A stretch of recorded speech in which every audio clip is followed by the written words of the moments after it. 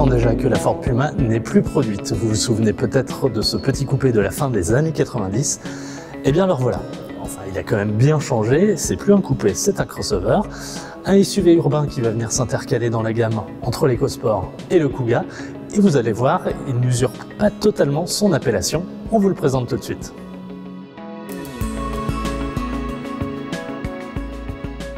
Avant de se pencher sur le design pur, premier point commun entre le coupé de 1997 et ce tout nouveau crossover, les deux reposent sur une plateforme de Ford Fiesta, à 3 générations d'écart près. Puisqu'on est dans les points communs, zoom sur les feux de ce Puma qui rappelle ceux de son aîné avec cette forme comme ça en amande qui remonte sur le capot. Pour le côté moderne, en revanche, il y a évidemment cette signature lumineuse à LED qui n'est pas sans rappeler celle de la Ford GT.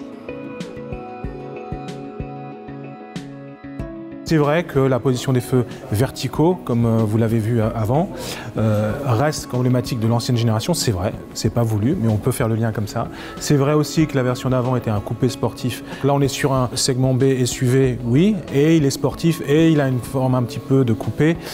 Il est très rablé, il est très avec des formes très sportives. C'est vrai. Quelques détails sympas, ces grands passages de roues, les flancs sculptés ou encore le toit fuyant, donnant un aspect presque sportif à ce Puma, notamment ici chaussé de jantes de 19 pouces, dévolues à la finition ST-Line. A noter qu'au total, 11 coloris seront proposés, ainsi qu'une finition biton. On pense sincèrement que la voiture est à la hauteur de ce nom Puma. Et elle lui va bien parce que c'est vrai qu'elle a un côté félin aussi dans son esthétique.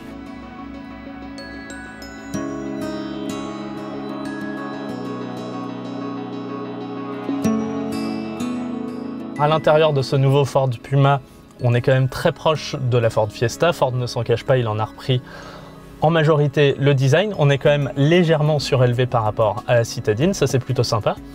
Et puis le véhicule cède également à la mode des écrans digitaux. Il y a l'écran central de 8 pouces avec l'infodivertissement, le système Sync 3. Il est également compatible CarPlay et Android Auto. Et puis juste derrière le volant, un écran de 12,3 pouces entièrement configurable qui remplace toute l'instrumentation classique, les compteurs. On peut vraiment tout configurer, ça c'est vraiment bien fait. De manière générale, l'habitacle est plus classique que l'extérieur, mais il recèle quelques équipements intéressants, comme les housses de siège qui peuvent s'enlever pour être lavées. Des sièges massants seront également proposés, une première sur ce segment des petits crossovers urbains, sans oublier le toit panoramique qui apporte de la lumière dans cet habitacle. Et ce n'est pas terminé car Ford met surtout l'accent sur la praticité de son véhicule. Vous l'avez peut-être remarqué au moment du chapitre du design, les 4 roues de ce Ford Puma sont vraiment aux 4 coins de la caisse. Alors évidemment, ça profite à l'empattement de la voiture qui est supérieur à celui de la Fiesta. Ça profite aussi à l'espace intérieur. On va le voir notamment avec l'accent qui est mis par Ford sur le coffre. Alors vous voyez déjà, le haillon est électrique, main libre. Je viens de le faire juste avec le pied.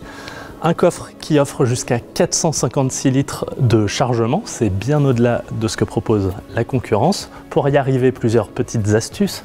Alors il y a ce plancher qui a différentes positions, on peut le mettre plus ou moins bas.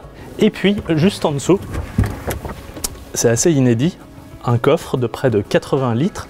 Très astucieux, il permet d'être lavé. En plus, il y a un petit bouchon en dessous qui permet d'évacuer l'eau s'il y a besoin. On peut y faire rentrer, par exemple, tout ce set de bagages. Et puis, je vous le montre, hop, en direct. On peut même y faire rentrer un sac de golf debout, comme ça, un deuxième juste à côté. Ça, franchement, c'est du jamais vu. Alors que Ford est dans une campagne d'électrification massive de sa gamme, ce nouveau Puma ne déroge pas à la règle et sera l'un des premiers de la marque à se doter d'une hybridation légère. Cela se traduit par la présence d'un alternodémarreur de 11,5 kW et d'une batterie 48 volts qui viennent aider le moteur avec une assistance électrique lors des accélérations, de quoi également réduire la consommation de carburant.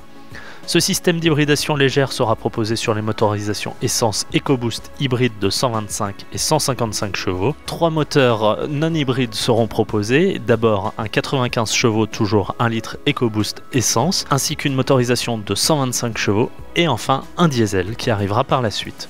A noter que ce Ford Puma n'échappe pas à une flopée d'aides à la conduite, du régulateur adaptatif de vitesse au freinage d'urgence en passant par le maintien dans la voie ou l'aide au stationnement, le tout regroupé sous l'appellation Copilote 360. Ce Ford Puma sera produit dans l'usine de Craiova en Roumanie et débarquera sur nos routes fin 2019. Pour connaître le détail des finitions et des prix, il faudra attendre l'ouverture des commandes dès septembre.